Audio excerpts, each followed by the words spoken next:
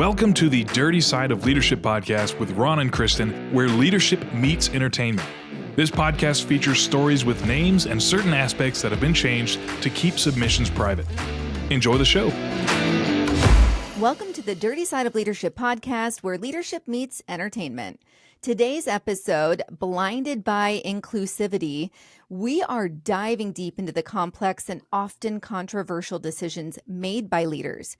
And as always, I'm your co-host, Kristin. I'm here today with Ron, and Ron and I are examining the recent decisions made by the leadership of the Olympic Committee for the Paris Olympics. And woo, that opening ceremony sparked outrage amongst conservatives, Christians, Catholics. The list goes on. I even saw Andrew Tate, who is a self-proclaimed Muslim, speaking out against the ceremony. He was protesting the other day on the streets of Romania, where he now lives. Wow. Kristin, I saw it as well. And I think we have to take a step back and look at our culture, look at foundational truths. And back in the day, and when I say back in the day, literally, I just mean maybe a couple of Olympics ago, maybe 8 years, there's the emphasis on Olympics is supposed to be on these great athletes and their hard work, their dedication. And even I went back and looked at some other opening ceremonies, and they were inspirational. Remember Muhammad Ali carrying the torch? There's been so many historic things happen, wonderful things. So then you fast forward to the other day, and it was so over the top controversial. I even understand if you're trying to, let's say you're wanting a subliminal message and you try to just work it in a little bit, but this was so blatant that it makes you realize there obviously was no reasonable oversight when these decisions were being made. And it did remind me of the Budweiser situation with Dylan Mulvaney. Mulvaney. Remember what a controversy that was. And then now I don't know if Anheuser-Busch knew it. They said they did not. So they just had a female making this decision and they put it out there, and there was backlash. Back when I'm talking about just, it seems like maybe 10 years ago, maybe 12 years ago, even corporations, they looked at profit margins. Now, I'm not saying that's always good, but I can tell you this. I own a company, and if I was running someone to manage my company, I'm definitely not going to have them go out and just try to offend 80% of the world. Right. So we have to ask ourselves a question. And if you're running any business, you have to ask yourself a question. You know, what does the majority of people want? Do I have the right, and I'm not talking about a constitutional right, do I feel this need to project my belief system on my customers? And the viewing public is actually a customer of the Olympics. I know no one ever mentions that, but that's what you are. There's got to be a reason for me to want to tune in and watch the Olympics. And that opening ceremony should have been that nudge that I'm going to start looking at schedules. When does the United States compete in this sport or that sport? So if you do not know what we're talking about, there was a huge emphasis on the LGBTQ plus community. There were people in trans, drag, doing dances, and it culminated, which is mind-boggling to me, and I've heard some defense of it, but it was very evident a take and really a mockery of the Last Supper. So you've got trans people and all these fringe people setting up just like the pictures that depict the Last Supper. And it was obvious and it was blatant. And as expected, and how you could be on this leadership committee and think that Christians, Catholics, even Muslims are not going to be offended by this. Again, Kristin, I want to be very clear. Do LGBTQ plus have rights? Absolutely, they have rights. And I think that's the problem when you get in certain political debates, is people see it. Like I told you before, I love the people coming across the border, but it's still illegal. It doesn't make it right. I love everybody. God tells me to. And so there's a difference in understanding when you are intentionally offending people, or you're so ignorant Yeah. you don't realize you're offending, then you just being measured. And that's what we're talking about here. This was really unbelievable. And now you're seeing the backlash from that. Remind me to never hire any of those people in the company, Kristin, please. Exactly. I mean, seriously. So the Paris Olympics opening ceremony was indeed overtly inclusive. And, that's what they were going for, is inclusivity, which is great. But this was overtly on a scale that was completely unnecessary. On the other end, it featured some global stars, Celine Dion. I don't know if anyone else watched the documentary on her. She's gone through a ton personally with this. I believe she has stiff person's disease, where her body seizes up and her muscles. She hasn't been able to sing and hit that range in many, many years. So that was a huge deal for her, a very positive moment for people to witness that. Lady Gaga was there as well. But however, the inclusion of the drag queens, like you've mentioned, especially in that segment, invoking the Last Supper, was in poor taste. And of course, they're saying it was instead a nod to Greek mythology, yada, yada. I heard that. Regardless, though, the sentiment, perception is reality, is true. May I interject? Yeah, please do. And I hope that people listening, even when I was working with the government, I looked at things from a practical standpoint, and I did my research. Kristin knows this, and you do as well, but I'm saying I'm more like, it's just because of the position I held. You can really step in something.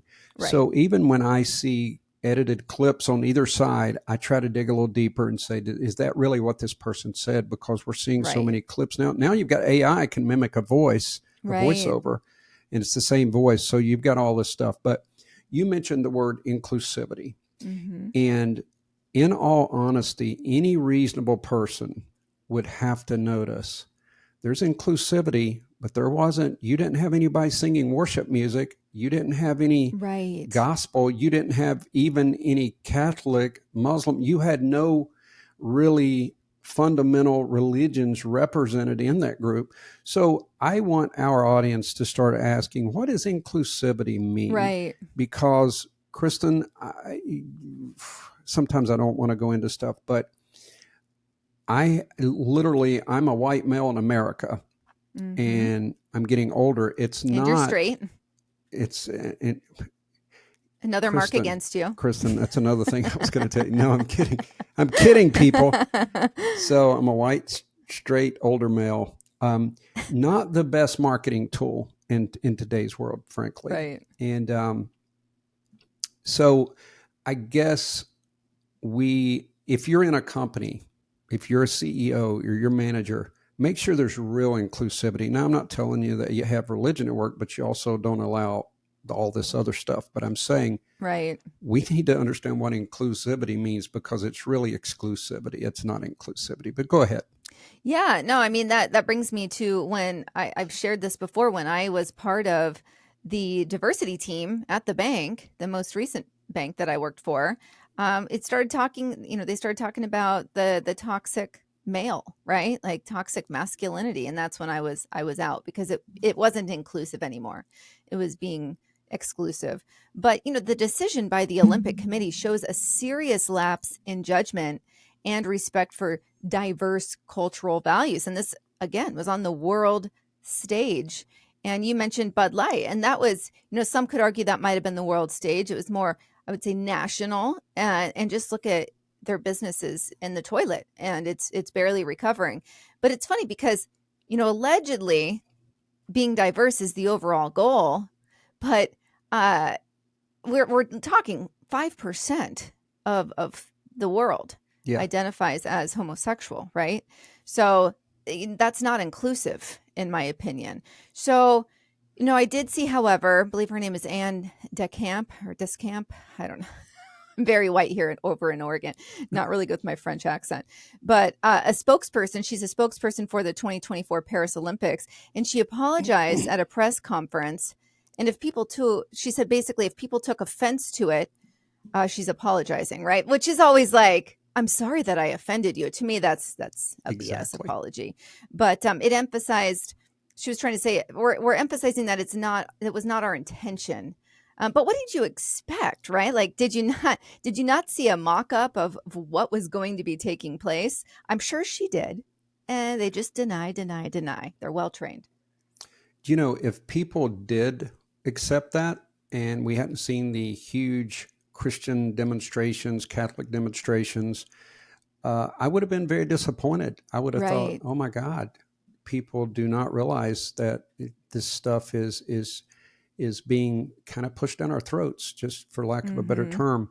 And again, Kristen, I'm telling you, if they had come out and sung peace, and they're showing different backgrounds, different sets of people, from religion to color to sexual preference, I would have been okay with it. Like, you're Right. singing a peace and unity, you want to show love. But I think it's kind of like I'm saying, I'm going to get in your face and make you love me. The Right. problem, even from a strategic standpoint, let's say that you are in the LGBTQ plus community and you want to be accepted. That's not how you do it. They Right. don't understand that when you are slapping someone in the face with something, that is not going to help your cause. And for some reason, the loud and proud and that whole genre of ideas, it's just not acceptable, and it's not favorable. So, Kristen, I need you to get me on the Olympic committee for Yeah, exactly. I 2020. was just thinking when you said slapping somebody in the face with something, I'm going to be slightly inappropriate here. Did you see that guy's balls were hanging I out? did see. Oh my gosh. See, I I did didn't see watch D's it live, nuts. but people were sending me imaging, and I'm like, "Oh my gosh. It's insanity. How do you not realize they're literally climbing down your leg?" So, Kristen, I told a buddy a I think long it was time ago that intentional. he and I have a joke, like, no matter what, he lives in another state, but occasionally we just send whatever. We always work in D's nuts, and I told him I was going to work it in a podcast. Thank you. I Oh, finally hey, did. there you go. It's so funny. I managed a call center, a small call center before I got into my banking career. And when you have a call center, it's outbound calling, so like telemarketing basically. And you have a high turnover, and your quality of folks is not going to be that high. But anyways, one of the gals, she would always say, because people would ask us for the address of our location, and it was Suite D, and she literally would say D as in D's nuts.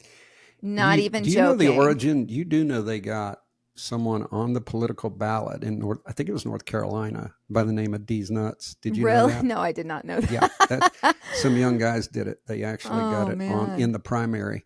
Oh my So, goodness. just quickly, we mentioned the backlash, and you Right. always have people who are willing to stand up and risk their reputation or anything else. And thank God we've always had great people like that forge history. Right. A conservative politician, Marion, and I believe that's Mikau. My French isn't great either. And Hungary's ambassador to the Vatican, Edward Hesburgh, voiced strong objection, and they denounced the performance on social media, and they claimed, as we're saying, it insulted Christians worldwide. And Hesburgh, I think I'm saying that right, or Yeah. Habsburg, Yeah. You're close.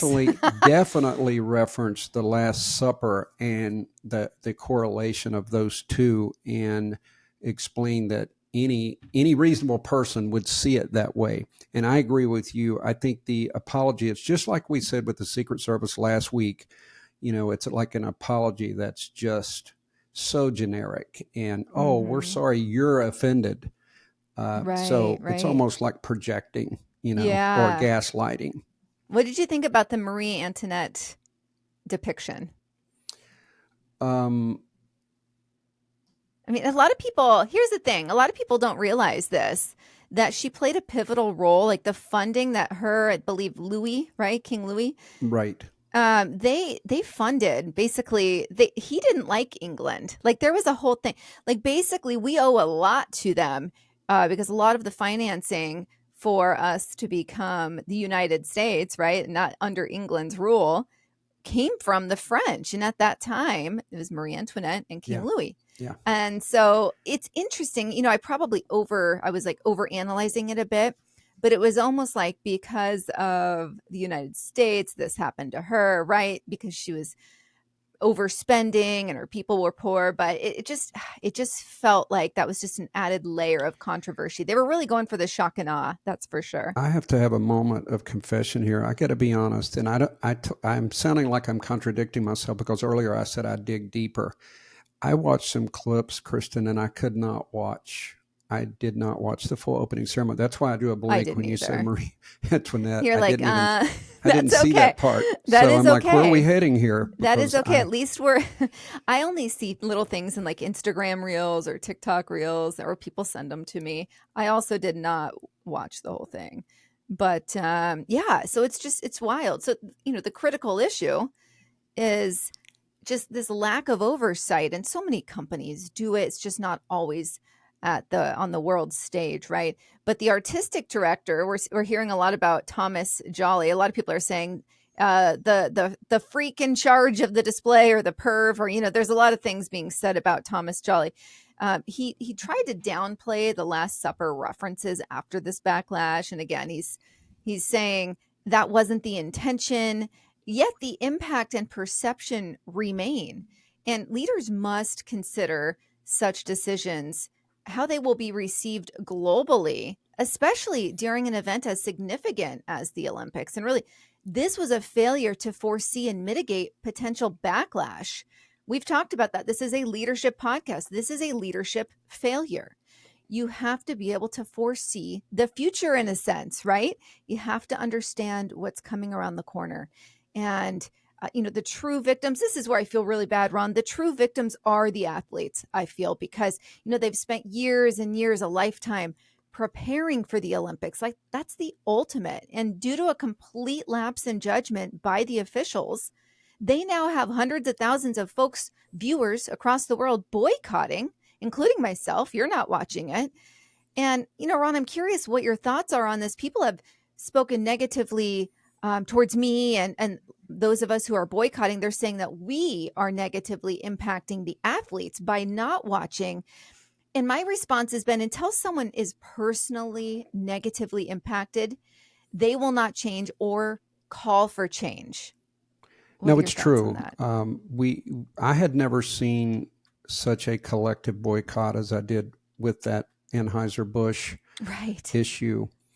And there are times in life that you have to take a stand, both individually and collectively. Mm-hmm. And I think that's for each individual to think about. But what concerns me, Kristin, is a lot of people, they are just in neutral. And so anything goes, well, I won't watch the opening, but I will do this. So each person has to ask themselves, do I want to boycott? And I'm not 100% sure that I'm boycotting. I might watch something that I'm interested in if I'm channel surfing. I've never been a huge Olympic person, even though, believe it or not, I qualified for the Olympics in karate. Oh, that's awesome. I was a silver medalist on the East Coast, but the problem was traditional karate didn't get any of the Olympic funding. So I'd already spent all my money traveling and competing. So I had no money to go any further than I did, which was very sad, unfortunately. But because the guy that barely beat me won the gold in the National Olympics. So my goodness, that was a hard pill to swallow. But that would be. Having said that, I did work. And I'm not overstating, Kristin, the work that I put in, and the pain, the suffering, the swelling, the 2 broken noses, broken ribs, cracked sternum. Like, it was so intense that I don't even talk about it anymore. Like, my daughters don't even know that much about it. They know I still train, but nothing like what I went through. And I used to sit there after I competed, won that silver medal on the East Coast. When I would see people go to the Olympics and come back 4 years later, I'm like, how do they do that? Because I literally walked out of the Olympic trials thinking, I'm not going to do martial arts for at least 6 months. I'm so sick of this. It was just an experience. So I have a devotion to those athletes who have worked, and they had nothing to do with this. So yes, I might watch the sports that I want, but I'm on a podcast speaking out against it. And Kristin and I know this is a leadership podcast. We try not to get too political, but our belief system is what it is. So you got to support your own values. Now, just quickly, we talked about apologies, and we mentioned that last week. The inner LGBTQ plus president, James Lapierre, highlighted that while Ron. the thank you, job. I don't want to brag, but parlez-vous François, that while the ceremony showcased a progressive image, France still has a long way to go in terms of inclusivity, especially for transgender people.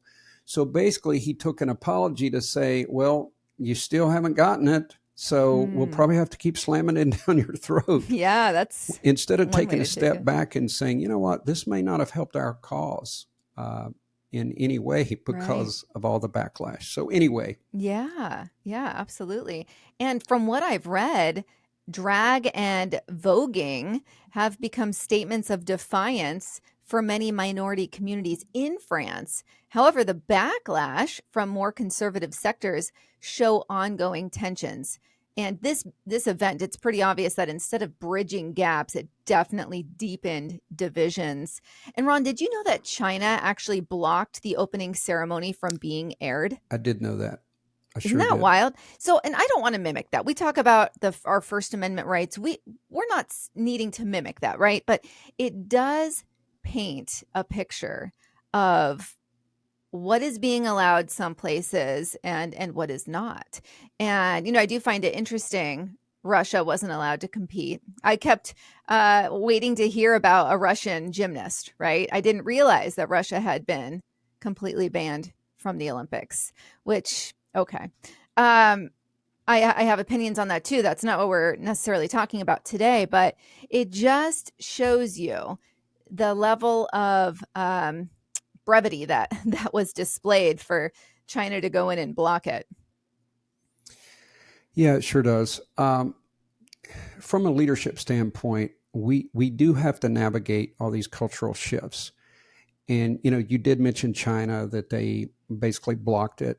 But this is what I tell everyone. Everyone in America has freedom of expression, freedom of speech, but you have freedom to debunk it. You have freedom to criticize it. And that's the part that seems to be missing, is that when you criticize something, you're seen in a certain light, but we all have to honor our value system. And when something does not represent our values, it's okay to speak up. The only problem with China is they blocked it, but yet if they were out speaking up against the government or anything else, God only knows what would happen to them. So I still love our system much better, but 100%. we have to guard it and be careful. So the societal divides are high, and it's a little redundant, but something to keep in mind. You said this, 5% of the world identifies as homosexual. So that decision there has to be something driving that's deeper than going against 95% of the world's population. So if you're a leader and you're listening to this, you do have to ask yourself, what's driving my corporate decisions?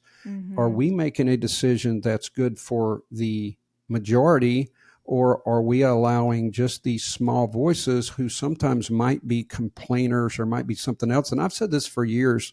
You go back through the history of the United States and most other countries, a small percentage has the loudest voice. And we've seen that happen throughout history. Now, sometimes it's good, but in most cases it's not.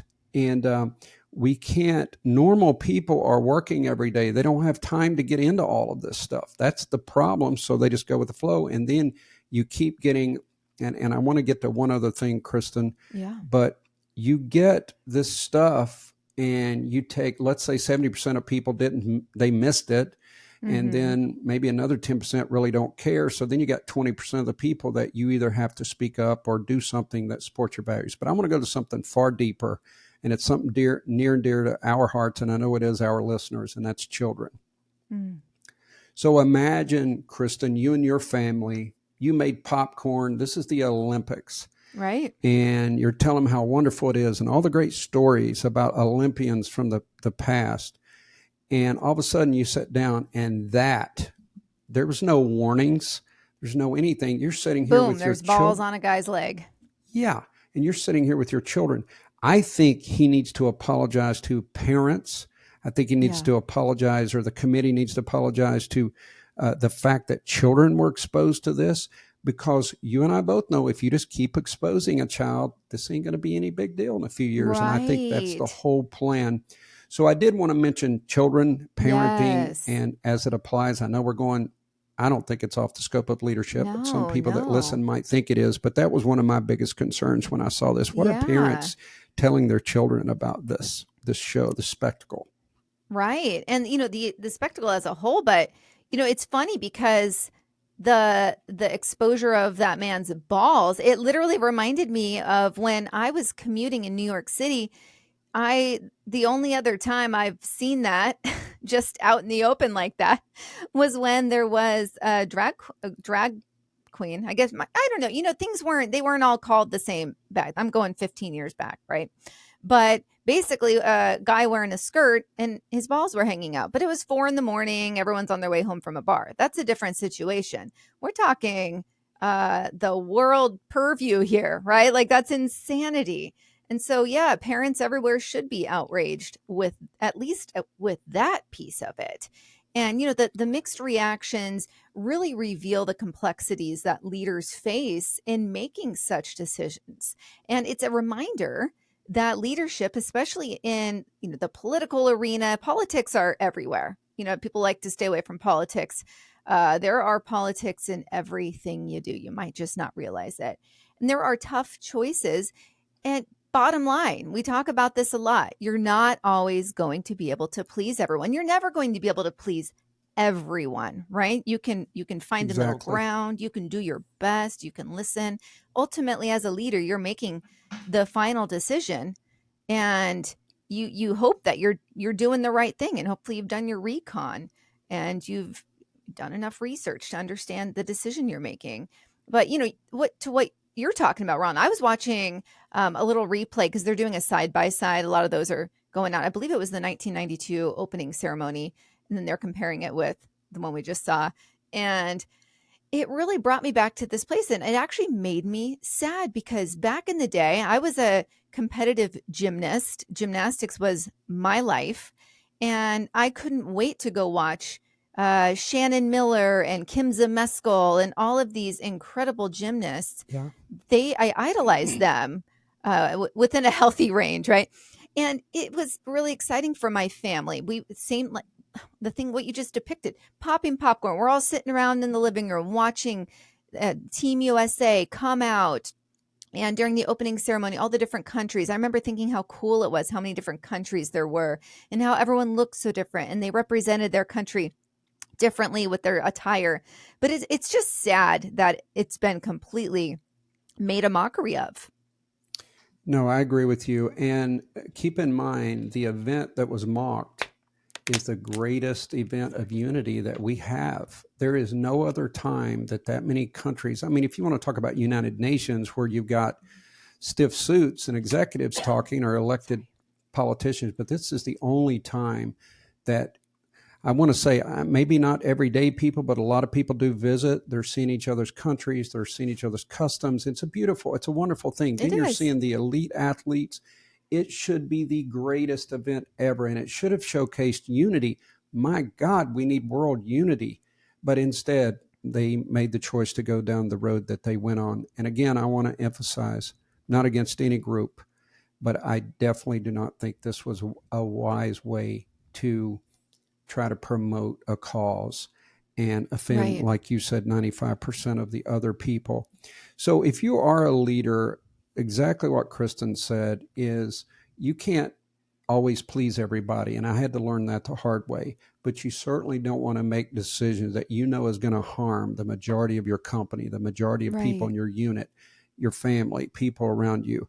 That's a poor decision. And that's what we saw. Yeah, absolutely. And again, just I would say for leaders, ask yourself the question, are we blinded by inclusivity, by that goal? Is that coming before common sense? And I think in a lot of ways it is. And, I'll just leave one last thing here. It very well may be that the person in charge felt pressured to go in this direction. Because what happens if she or he, I believe it was a she, but what if she would have said, no, I think this is too progressive. That's exactly Oh, right. she's going to get backlash. She's going to get fired. She's going to be labeled, all sorts of things. So the fringe is louder, Kristin. The fringe is Right. always louder, and right, probably would have been backlash. It's going to take a right, group of people taking a moral stand with their values exactly. and sticking together. But I want to say, for leaders, don't let that deter you. If you truly, in your gut, feel that something is the wrong direction and doesn't make sense, the backlash she would have received would have been minute. We wouldn't even know about it. Right. We would have had no That's idea. Right. It would have been minute in comparison. So it's worth it to just stick with common sense and what your Absolutely. gut is telling you. Absolutely. Kristin, this has been a little different, but it's so good. And you and I, we do a podcast. We express our values. It's, I think a lot of leadership lessons can be learned today. Yeah. And I hope that they have. But I also feel good about the point of expressing our values. Kristin wrote this. I have to give her credit. And I wrote a really boring one. And so hopefully you enjoyed this. Let us know. I think it's interesting. I just want to share. So those listeners that have been listening to us for quite some time, you'll see that these last 2 or 3 have been based on headlines that we're seeing. And there is leadership everywhere. And I think it's really important. It's like when I've complained about going to church and the pastor talking about certain things, it's almost like he's dancing around what's happening in current events. Like dancing around Israel, dancing around. And it drives me nuts because I'm like, feed me. There is something so obvious happening about this with this very topic, but you're not going to go there. Yeah. And so we really put our heads together and said, let's integrate these current events. I mean, we have so much going on internationally right now, nationally, that it would be a shame not to tie that into leadership, because Very true. It is everywhere. Politics are everywhere. Leadership is everywhere. We're tying them together, breaking them down. And we hope this serves you at on a larger scale. Yeah, we certainly do. We talked about this early on because we knew that, don't get me wrong, we've got more great leadership topics that are specific to business, but we said from the beginning where leadership meets entertainment, and Chris and I talked about this, that we could broaden this podcast. So we'd love to hear what you think. That's what we're saying. We want to know what you think. Last couple of podcasts have been a little different from some of the others. And we do appreciate, we did get some very positive response from the one last week. Right. And thank you for that. And also, we need you to like and follow and rate us, tell people about the podcast. And we're going to keep rock and rolling. Absolutely. Right, Kristin? Absolutely. We won't back down. All right. Be the leader you're meant to be. We'll see you next week. The Dirty Side of Leadership podcast is brought to you by Forward Operations. If you'd like to book Ron or Kristin for speaking events, training, or executive coaching, visit forwardoperations.com. Be the leader you're meant to be.